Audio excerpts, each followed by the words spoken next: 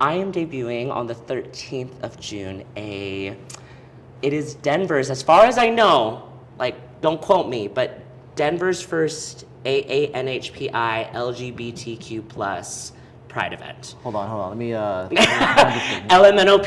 QRS, all the letters, all the alphabet. No, we're all going to be there. It is, but I think it is Denver's first Asian gay Pride event. Isn't it crazy that it took this long to get there?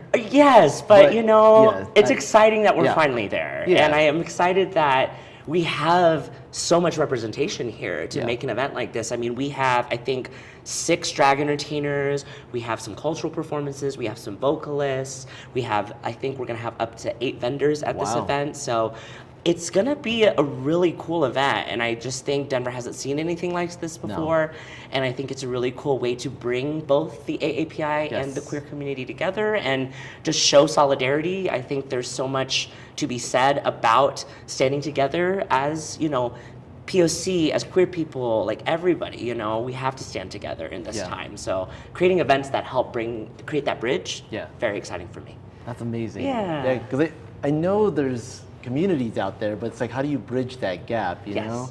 And I just happen to be, I'm both queer and Asian. So it's like, let me create an event that also is a love letter and like represents like just who I am as a person. I don't, growing up in Kansas City, that's where I'm from, like I didn't see a lot of me in the community. It was predominantly a white community.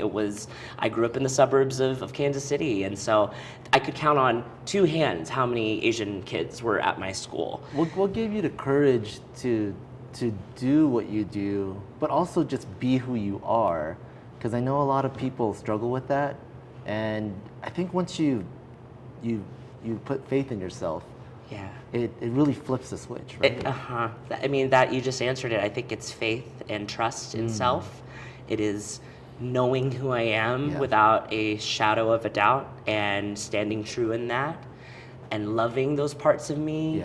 And also just, I've overcome a lot of adversity in my life. I think people who try to bring a lot of love and joy into other people's lives, I think the reverse is that they've experienced what it's like to not have those things.